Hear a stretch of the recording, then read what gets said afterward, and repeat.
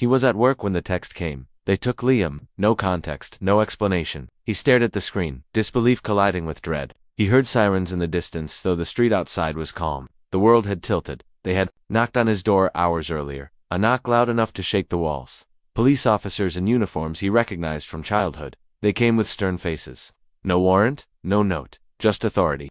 They asked questions about his wife, about school, records about medication for Liam's ADHD. They claimed suspicion of neglect, claimed they were protecting a child. Before he could speak, they walked out with Liam, whose small arms gripped nothing but quiet fear. It took a week before a judge appeared. A public defender explained the procedure, temporary custody for investigation. He nodded, understanding that words didn't heal panic. He just wanted his boy back. When they finally reached the courtroom, it was packed. Cameras, reporters. On the bench sat Judge Martinez, known for tough rulings and even tougher questions. The defense attorney pleaded, no evidence of neglect, no verified witnesses.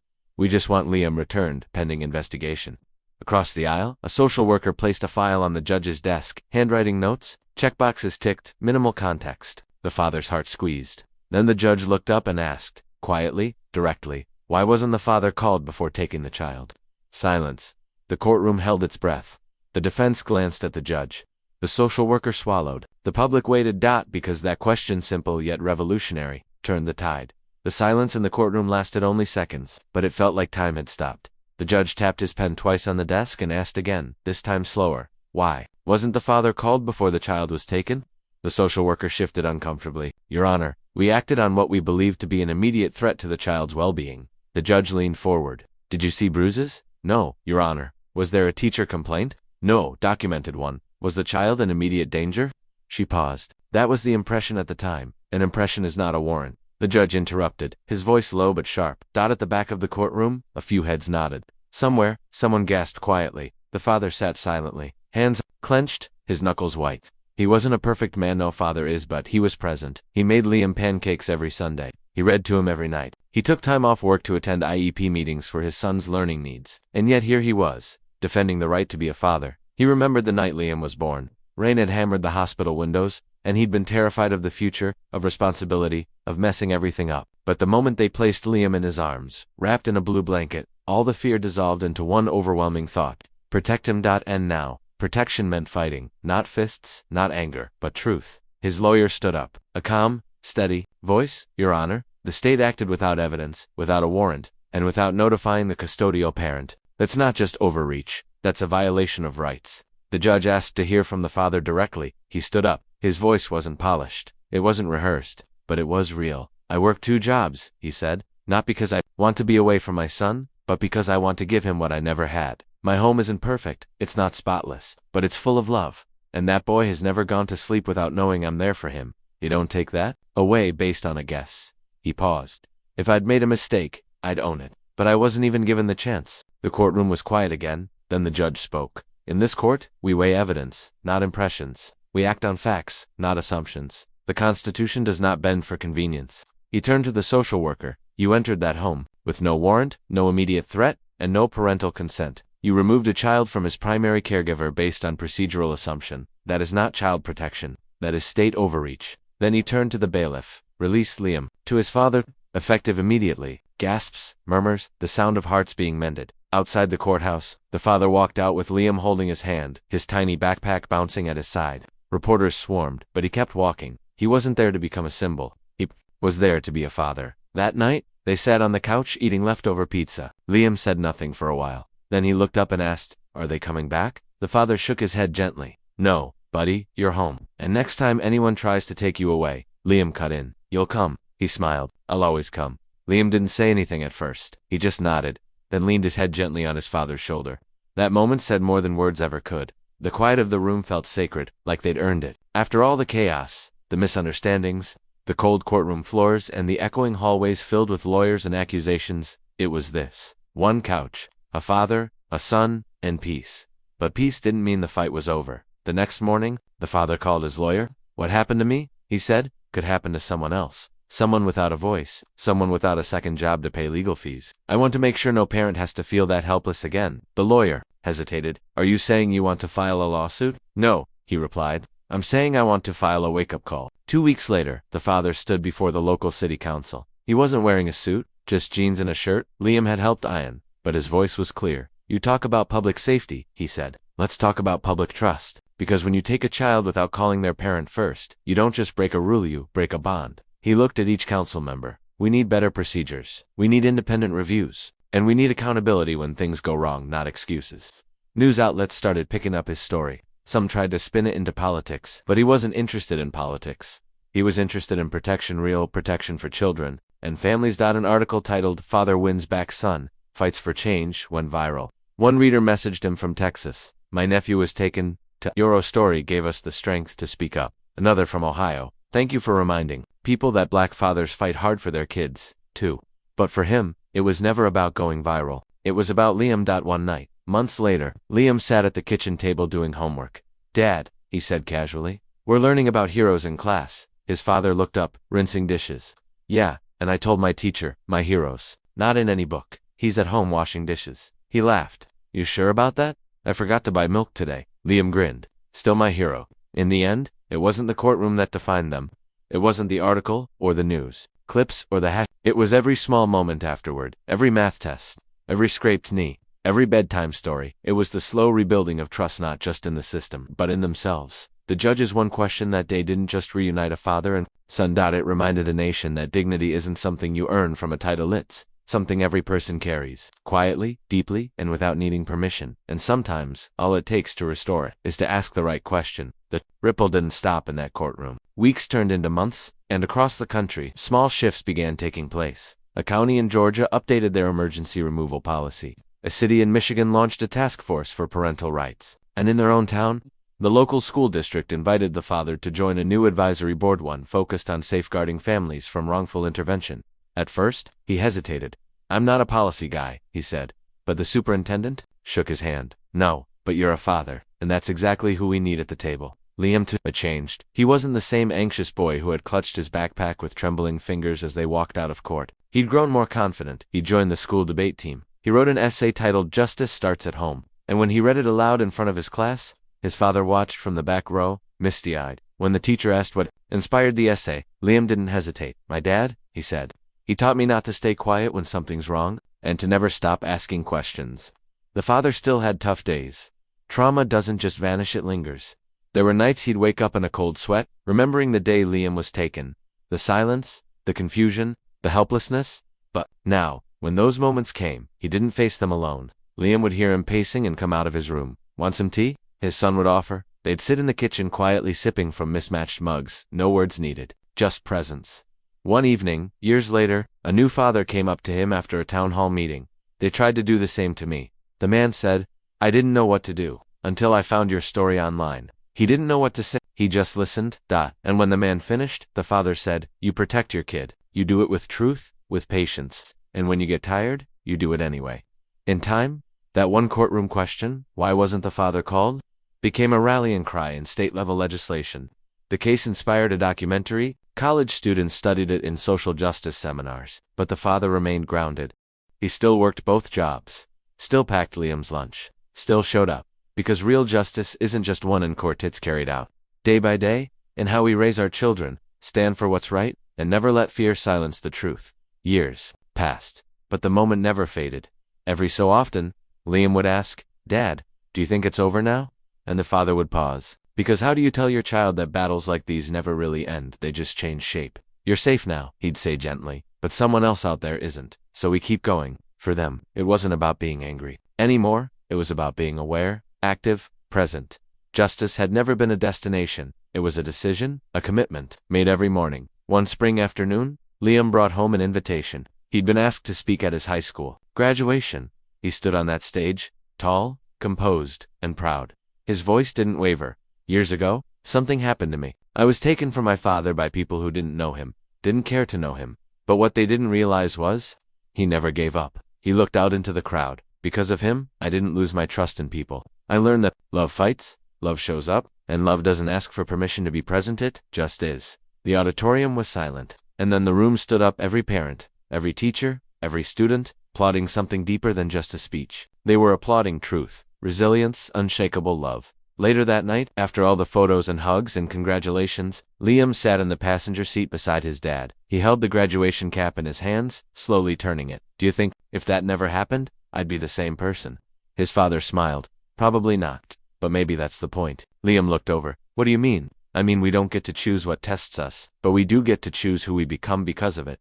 Outside the car window, the world moved on. But inside, two people, father and son, sat in the stillness of their journey, a journey marked not just by pain, but by persistence, not just by anger, but by awakening. And in that quiet, with no one watching, a deeper truth settled in. Justice isn't loud. Sometimes, it's just a dad who refused to walk away. The story found its way into more places than either of them could have expected. Local newspapers picked it up. A law student wrote a paper about it. A small podcast invited the father to speak, not because he was a legal expert, but because he knew what it felt like to be powerless, and what it took to push through anyway. He sat in front of the mic, nervous at first, but once he started talking, the words just came. I wasn't trying to make noise, he told the host. I was just trying to be heard. The host leaned in. And do you think you were? There was a long pause.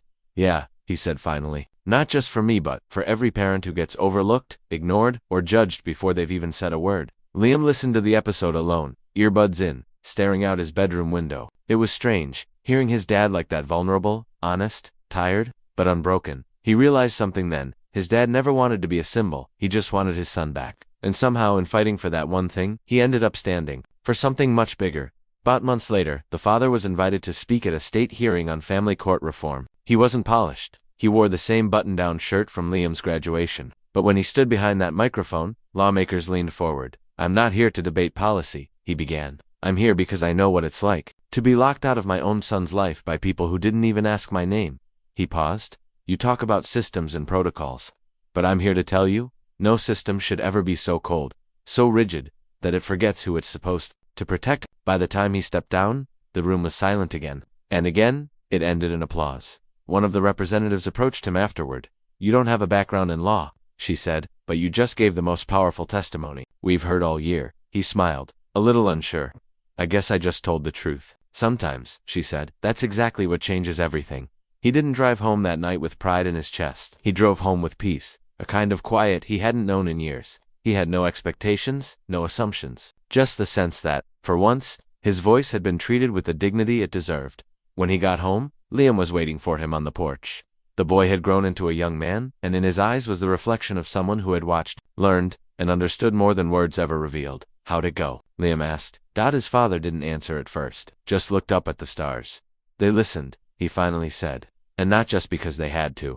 That night, they sat together on the steps, just like they had when Liam was a child. When bedtime stories weren't always fiction, but real lessons disguised as quiet conversations. You taught me something, Liam said suddenly. The father raised an eyebrow. You showed me that justice doesn't start in a courtroom. It starts when someone refuses to be invisible. The father didn't reply. He didn't need to. Months passed, and policy began to shift. It was slow, incremental like most change. But it happened. A judge cited his testimony during a ruling. A family was reunited after an unlawful separation, and one small paragraph was added to a new policy. Every child has the right to know the full truth of their family without interference. Rooted in bias or assumption, it wasn't everything, but it was something. Years later, Liam stood in a classroom facing a group of wide-eyed students. He was a civics teacher, now soft-spoken but passionate. One person's story can rewrite an entire system. He told them. They asked if he had an example. He paused, smiled, and said, yes, my father. The class fell quiet. Not the kind of silence that comes from confusion,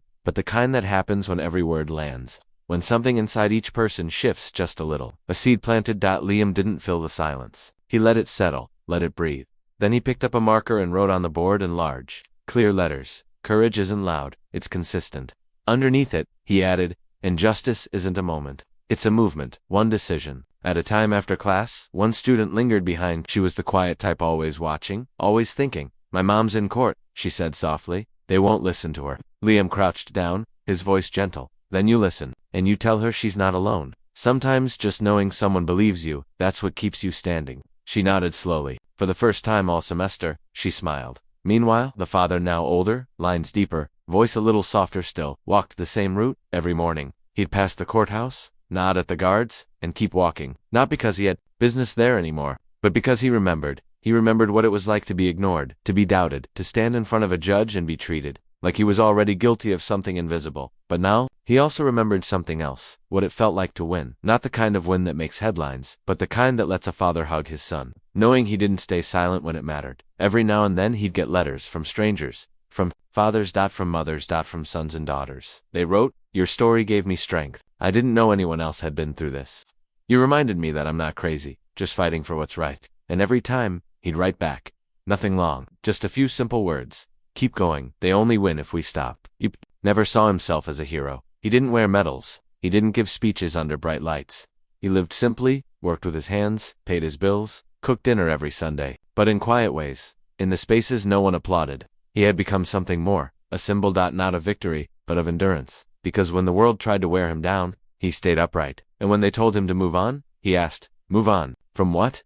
"From the truth." One evening, Liam invited his father to speak to a small group at the community center. Nothing fancy, just a few folding chairs, a cracked coffee pot in the back, and a circle of people, some with court papers in hand, others with nothing but stories. The father stood up. "I'm not here to tell you what to do," he said. "I'm just here to remind you that your voice didn't start in a courtroom, and it sure as hell doesn't end there." Someone in the back asked, "But what if they don't listen?" He smiled. "Then say it again." That night, they walked home under the streetlights. Liam turned to his father and said, "You know, it's weird. All those years ago, when I saw you standing in that courtroom, I thought you looked scared." "I was," his father replied without hesitation. "Scared they'd never hear me, scared I'd lose you, scared I'd never forgive myself if I didn't try." Liam nodded slowly. "But you tried anyway." His father looked at him full of the quiet pride only a man who has been broken and built back up can carry. "Trying," he said, "was the most honest thing I ever did." Years later, when his father passed, the community center where he once spoke renamed its meeting room in his honor. There was no statue, just a simple plaque by the door. "This room is dedicated to those who speak even when no one wants to listen." And under it, in memory of a father who refused to be silent, it didn't make national headlines. There was no documentary, no trending hashtag, but something changed in that small community, quietly, steadily. Like sunrise, behind storm clouds. At the local school board meetings, more parents began to attend. They asked questions, demanded answers. They brought up words like due process, bias training, and accountability. Not to attack but to protect, because now, they knew it was possible to stand up and still stand tall. One of the teachers, a veteran nearing retirement, said it best. "That man reminded us that dignity isn't a gift, it's a right. But only if we claim it." Liam continued teaching, not just civics, but courage. His classroom walls were lined with stories, names of people who had changed things without shouting, marching, or burning bridges. People who had simply refused to disappear. He told his students, "You don't need a courtroom to fight for what's right. Sometimes, it starts with asking one hard question in a room full of silence." One student, sitting near the window, asked, "Like what kind of question?" Liam smiled, eyes distant, like, "Where's the warrant?" The father's story passed through word of mouth across barbershops and backyard cookouts, whispered in pews and typed into comments on long Facebook threads, not because it was dramatic, but because it was real. Because it showed what could happen when a man with no power spoke truth to those who thought they had it all. A few years later, Liam received a letter, handwritten, no return address. It said, "Your father saved my family. I was afraid to fight, but I saw what he did. I'm still in court, but this time, I'm not alone." Underneath that, one more line, "Tell him thank you, even if he's not here. His voice still is." Liam held the letter for a long time, folded it once, then slid it into the same drawer where his father's courtroom papers were still kept. Not because he needed the reminder, but because one day, his own child might. And when that day came, he'd sit them down, just like his father had done with him, and he'd say, "Never be ashamed of speaking up, not if you're telling the truth, especially when it's hard." Years passed, Liam's hair grayed, his voice grew steadier, and the community he once fought for began to grow into one he helped shape. He had become what his father once was, not a hero in headlines, but a compass in the quiet. He didn't plan to run for anything. He didn't chase cameras or news articles. But one morning, the school board asked if he'd consider joining them officially. At first, he hesitated. He wasn't sure if he wanted the seat, but then he remembered that moment, his father, standing alone in that sterile, silent courtroom, holding his ground not with fists, but with facts. And Liam thought, if he could do it without a badge, maybe I can do it with a vote. So he said yes. On the day he was sworn in, he didn't wear a suit. He wore his father's old jacket, the same one his dad had worn when he walked into that courtroom all those years ago. It still smelled faintly of sawdust and hope. During his first meeting, someone challenged a decision, accused the board of overreach, even hinted that some rules didn't apply to certain kids. The room grew uncomfortable. All eyes turned to Liam. He didn't raise his voice. He simply leaned forward and asked, "Would you be saying that if their father were in this room?" Silence, because they knew who he was talking about, and more importantly, they knew what he stood for. After that, things didn't magically change. There were still hard days, still difficult conversations, still resistance from people who confused power with control, but Liam never backed down. Because the lesson his father taught him wasn't about revenge or winning. It was about being the one calm voice in the room, who refused to vanish, the one who stayed in the fight not for attention but for what was right. One day, a new teacher knocked on Liam's door after a meeting. Nervous, unsure, but determined. "I saw what happened tonight," she said. "I've got a student. They suspended her last week. No explanation. I think it's more than a mistake." Liam didn't flinch. He leaned back, nodded, and said the same words his father once said to him. "Okay then, let's find the truth." Years later, Liam's name was known not because he chased recognition, but because he never looked away when others did. Quietly, steadily, he became the person parents called when their children weren't being heard. He sat in back rows at hearings, met with teachers after hours, and answered late-night emails from anxious students who didn't know where else to turn. He wasn't a politician, he wasn't trying to be. He was something much rarer, a listener. With authority. At a community event, a teenager approached him, notebook clutched to her chest, eyes wide but unsure. "Mr. Liam," she said softly, Do you think someone like me could ever change anything?" He didn't answer. Right away, he reached into his jacket and pulled out something worn, something folded, something he hadn't shared in years. It was the letter, the one with no return address. He handed it to her. "Read this when you need to remember that change doesn't always start with noise," he said. "Sometimes, it starts when one person refuses to sit down." Her eyes skimmed the words, and then she looked at him, not with admiration, but understanding. He nodded and she smiled, the kind of smile that meant one more person just decided to stand up. When Liam eventually retired,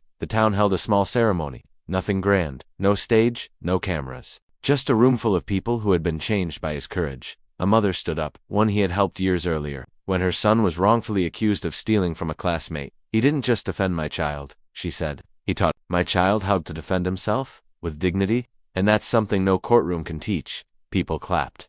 But Liam looked down, hands folded, as if the applause didn't belong to him, because he knew it never had. It belonged to every quiet voice that had gone unheard, every student suspended without reason, every parent too afraid to question authority, every teacher who spoke up and got pushed out. He was just the echo of something bigger, the voice of those who had never been allowed to speak, and even after he stepped away, the echoes remained. A mural was painted outside the school. It didn't feature his face. It featured an open door, and beside it, in bold letters, "Speak, even if your voice shakes." That was the legacy. A door opened and left that way. For the next Liam, for the next voice, for the next moment when truth needed a witness. Years passed, the school changed. The faces in the hallway changed. But one thing didn't. The mural. Became more than just art. It became a place where students paused when they felt lost, where teachers stood during morning walks, sipping coffee and remembering what mattered. And one student, a quiet girl named Jada, found herself standing there more often than most. Jada wasn't loud. She didn't argue. She didn't seek attention, but she listened to whispers in the hallway, to stories her classmates were too afraid to share, to rules that seemed to shift depending on your skin color, your clothes, or your last name. One day, Jada's friend was removed from the honor roll for behavioral inconsistencies. No written reports, no warnings. Just removed. She asked questions, she got silence. So she wrote a letter to the school board, to the principal, to the community, and she signed her full name. When asked why she did it, she shrugged, then said, almost whispering, "Because if I don't, who will?" Someone in the room remembered that phrase, and someone else remembered Liam. So they invited her to speak at a community night. She stood at the same podium Liam once had, palms sweaty, voice shaking. But when she spoke, she wasn't alone. She carried every story she'd ever heard, every injustice that was never addressed, every face that had walked away from that mural and decided to stay quiet. But Jada didn't. She told the room exactly what had happened. Names, dates, silence, all laid bare. When she finished, there wasn't applause, there was stillness. Because sometimes the truth doesn't inspire cheers, sometimes it inspires change. Weeks later, the school reversed the decision on her friend's honor roll status. And Jada, she was called to the principal's office not to be punished, but to be invited to join the student ethics committee, a new initiative created. Because of her letter, she said yes, but only on one condition. "I don't want to sit on the committee alone. I want others. People no one ever listens to. Let them sit beside me." And they did. Because how do you say no to the voice that shook the room without ever shouting? You don't. Single quotes. By the time Jada graduated, the mural wasn't just a backdrop for Instagram photos anymore. It had become a living monument, a place where stories were shared, often anonymously, scribbled on post-it notes, and stuck to the wall beneath the words, "Speak, even if your voice shakes." Jada's final note before graduation read, "I found my voice here, but I'm taking it with me," and she did. She left for college not to escape her hometown, but to learn how to protect others more effectively. She studied law, not because she idolized lawyers, but because she knew too many people who had faced one without a defender. She wasn't the top of her class. She didn't chase titles. But she sat in every lecture with the same look in her, eyes focused, heavy with memory, but lit with resolve. During her second year, a professor asked the students to describe their why. Why justice? Why law? Most answered with ambition. Jada said, because one day, my child might be in a room where no one believes them, and I want to make sure that room has a window. The professor didn't say a word, he just nodded, because everyone in the room understood. After law school, Jada didn't take the high-paying job in a city skyscraper. She returned home, and when she walked back into her old high school, the mural was still there, faded but proud. She walked to it, placed her hand on the brick, and exhaled. That year, she opened her own legal aid clinic just down the street from the school. Small office. One assistant, and a door that never stayed shut. People came in who had never thought to question anything before. Parents, students, teachers, and Jada listened. The way Liam had, years before, except now. It was her desk. Her voice, her story. One rainy afternoon, a mother came in with her teenage son. He had been suspended for talking back to a school security officer. There was no physical altercation, just a disagreement. But he had a record now. One more line on a transcript that would follow him. Jada asked the boy one question. Do you feel like they saw you? He paused, then said, quietly, no, just judged me. She leaned forward, hands folded. Let's fix that. The case was simple, but her commitment wasn't. She brought the facts, the inconsistencies, the pattern of other students facing similar treatment, and when they stood in front of the school board, the boy didn't have to say a word, because Jada had learned something crucial over the years. You don't always need a loud voice to speak powerfully. You need truth, and someone willing to carry it. They won the Pele appeal. The boy stayed in school, but more importantly, he stayed seen. He left the office that day holding a scholarship form Jada handed him. He asked, "Why are you helping me so much?" She smiled, gently, because someone once helped me before they knew who I'd become. I'm just paying it forward. He nodded and looked back at the mural as they passed the school. Jada stopped him, took a pen from her pocket, handed it to him. Write your own note, she said. He did it. Read. They tried to silence me, but someone believed I was worth hearing.